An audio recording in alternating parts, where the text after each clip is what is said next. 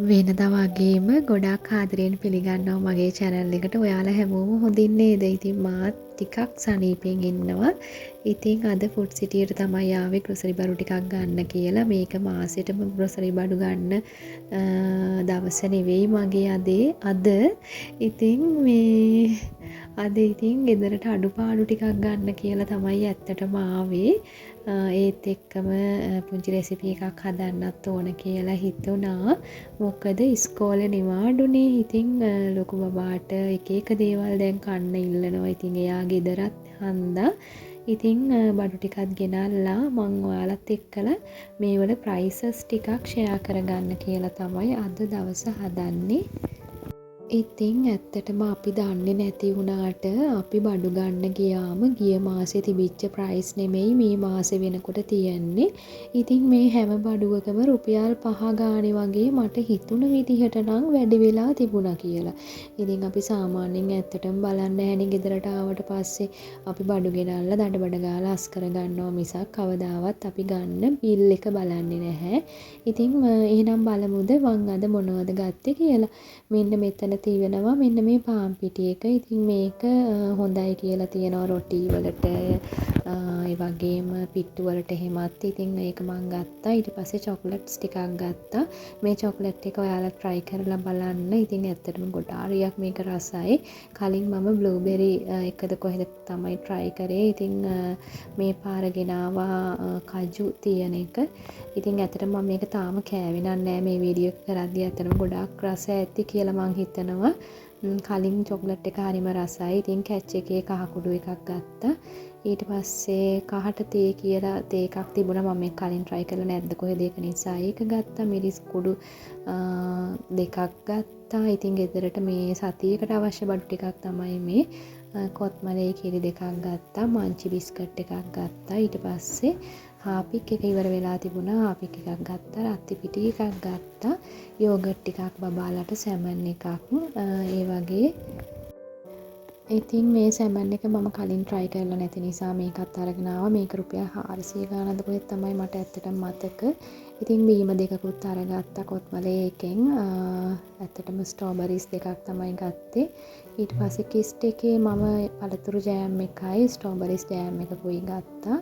ඊට පස්සේ මං හදනවනේ අර එක එක රොටි වර්ග. ඉතින් ඒවට මෙන්න මේක මම ගත්තා. මේක ග්‍රෑම් 200 සල්සා සෝස් එක කියලා තමයි තියෙන්නේ. මේක 350ක්ද කොහෙද තමයි ප්‍රයිසස් උනේ. ඊට පස්සේ මං ගත්තා මේක ක්‍රීම් කැකර් වලට දාලා මැදට තියලා කන චීස් එකක්. මේකත් රුපියල් 400 ගාණක් තමයි උනේ. ඊට පස්සේ කොත්මලේ ඊට පස්සේ සොසේජස් එකක් ගත්තා. ඉතින් මේක සේල් දාලා තිබ්බේ සේව් තියෙනවා 200ක්. ඉතින් ඒකත් ගත්තා. ඊට පස්සේ මොසරෙල්ලා චීස් එකක් අරගත්තා. මේක කිලෝ එක රුපියල් 2500ක් තමයි මේක උනේ. ඊට පස්සේ පරිප්පු කිලෝ දෙකක් ගත්තා. සීනි කිලෝ දෙකක් ගත්තා. ඉතින් ওই ටික තමයි ඇත්තටම මම ගත්තේ අද. මම ගොඩක් ලාවට යූස් කරන්නේ රත්ති. ඉතින් ඒක නිසා රත්ති පිටි එකක් ගත්තා. මම හැම වෙලාවෙම පිටි බොන්නේ නැහැ. ඉතින් පිටි බොන එක ගොඩාරියක් අඩු කරලා තිබුණේ. ඇත්තටම මම පුංචි කාලේ ඉඳලම ගොඩාක් පිටි බීපු කෙනෙක්. ඉතින් මං දැන් නම් පිටි බොන්නේ. මේක 475ක් වෙනවා මේ මිරිස් කුඩු එක විජය එකේ. ඉතින් ග්‍රෑම් 400 මේක රුපියල් 400 ගානක්ද කොහෙද වුණා පාස්තා එක. ඊට පස්සේ මම ඉතින් ගොඩාක් හැම එකකම ප්‍රයිස් ඔයාලට එක්ක ෂෙයා කරගන්නේ නැහැ ඊම ලොකුවට. ඊට පස්සේ මේ චොක්ලට් එක මම හිතන්නේ 150ක් වගේ තමයි උනේ. ඊට පස්සේ ලොකු එක 500 ගාණක්ද කොහෙද වෙනවා චූටි එක අර ගාණ. ඊට පස්සේ මෙන්න මේක රුපියල් 100 චොක්ලට්ස්. ඉතින් 150යි මේකේ චූටිම එක. ඉතින් පාපඩන් ටිකක් අරගත්තා. මේ පාන් පිටි එකත් හරියටම දැන් නම් ප්‍රයිසස් මතක නැහැ. ඔයාලට පේනවද දැන් මේක 247ද කොහෙද තමයි උනේ. මේ පාන් පිටි එක ඇත්තටම ගොඩාක් රසයි. ඉතින් හෙල්දි විදියට කන්න ඕන හින්දා මම ගොඩාක් වෙලාවට පාන් පිටි ගන්නකොට ගන්නෙත් පැකට්ස්. ඉතින් බාසුමති හාල් කිලෝ එකක් අරගත්තා. ඉතින් ඔයාලා දන්නවා මට කුඹුරු තියෙන නිසා අපි ගොඩක් වෙලාවට ගෙදර පාවිච්චි කරන්නේ මේ සෝස් එක 350යි. ඉතින් ගොඩක් වෙලාවට පාවිච්චි කරන්නේ රතු හාල් බාසුමති හාල් එකකුත් ගත්තා. ඊට පස්සේ මම අර පීට්සා එකක් හදාගන්න කියලා තමයි හදන්නේ. ඉතින් පීසා එකක් හදන්න මම එහෙම ලොකුවට ඔයාලට රෙසිපි එක කියන්නේ නැහැ. ගොඩාක් ලොකුවට අරන් ආවේ නැහැ. ඉතින් ඔයාලා දන්නවනේ පීසා හදන විදිය දන්නවා ඇති. පීසා පිටි මෝලිය හදන විදිය දන්නවා ඇති. මම කලිනුත් පීසා වීඩියෝ එකක් කළා. ඉතින් ඊට පස්සේ මේ විදිහට මම හොඳට මේ කනාගත්ත ඩෝ එක හොඳට පිපෙන්න තිබ්බා පැය දෙකක් විතර. උඩින් ඉතින් අර වේලෙන හන්දා තෙල් ටිකකුත් ගාගත්තා.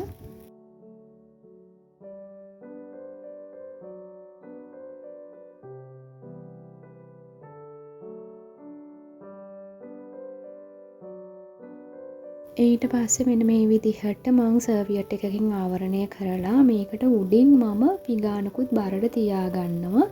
ඉතින් ඔයාලා අහනවනේ හැම වෙලාවෙම මම පීසා හදනකොට මොකද යූස් කරපු මොසරෙලා චීස් එක කියලා. ඉතින් මෙන්න මේක තමයි මම යූස් කරේ. ඉතින් ඔයාලටත් මේක පෙන්වන්න ඕන කියලා හිතුවා.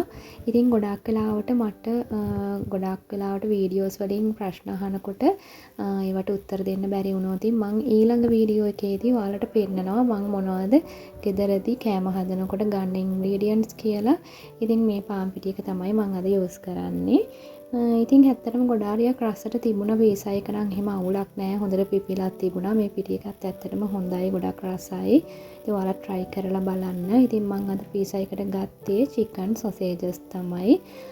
ඔය දෙක තමයි. ඉතින් chicken ටිකක් තිබුණා. ඒක ගත්තා. මට අද bell pepper පාටින් නෑ. ඉතින් ඒක නිසා මං අද කොළ පාට විතරයි ගත්තේ.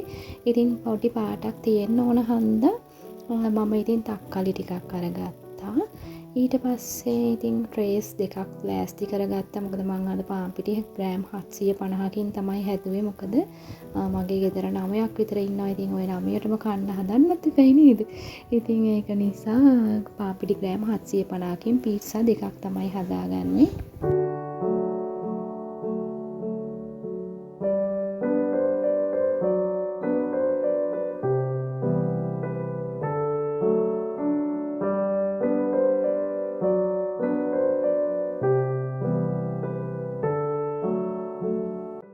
ඉතින් පැය දෙකකට දෙකමාරකට විතර පස්සේ මගේ පිටි මෝලිය හොඳටම පිපිලා තමයි තිබුණේ. හරියම උඩට ගොඩාක් උඩට ඇවිල්ලා තිබුණා. හරියම සොෆ්ට්ම ඒක. ඉතින් ලොකු බබා චුට්ටක් ඇර මේක බලලා තිබ්බ නිසා මට ඔයාලට පෙන්න ගන්නත් බැරි වුණා හරියට. ඊට පස්සේ මෙන්න මේ වගේ ගෑරප්පු වලින් මේකට මම හිල් ටිකක් විද ගන්නවා. මොකද මේක හොඳට බේක් වෙන්න ඕන නිසා. ඉතින් මම සෙල්සියස් අංශක 180ට විනාඩි මට මතක විදියට නම් විනාඩි 35ක් වගේ තමයි ඇත්තටම මම මේක බේක් කරගත්තේ අද. ඊට පස්සේ මම හදාගත්ත ෆීලින් එක මේකට මම දාලා ඊට පස්සේ මොසරෙලා චීස් ටිකත් උඩින් දා ගන්නවා.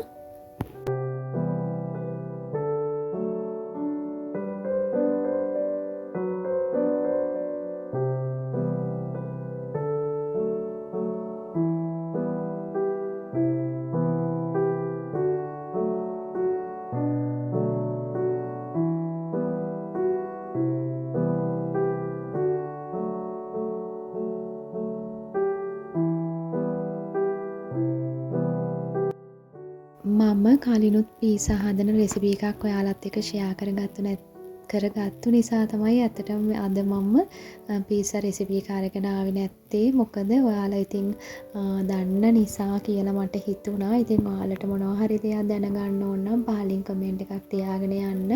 මං කමෙන්ට් එකට රිප්ලයි එකක් අනිවාර්යයෙන්ම දාන්නම්.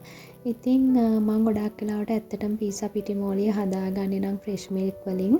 පීසා උනත් ගෙදර බන්ස් හදනකොටත් මම ෆ්‍රෙෂ් මිල්ක් තමයි පාවිච්චි කරන්නේ. මොකද මට එතකොට ගොඩාක් රසයි නිකන් වතුරෙන් අරනවට වැඩිය. ඉතින් මගේ චූටි බබාලා දෙන්නටනේ මම ගොඩක් වෙලාවට ගෙදරදී කෑම හදන්නේ. ඉතින් එයාලා දෙන්නට හෙල්දි විදියට කන්න ඕන නිසා තමයි ඇත්තටම මම ෆ්‍රෙෂ් මිල්ක් වලින් කෑම හදාගන්නේ.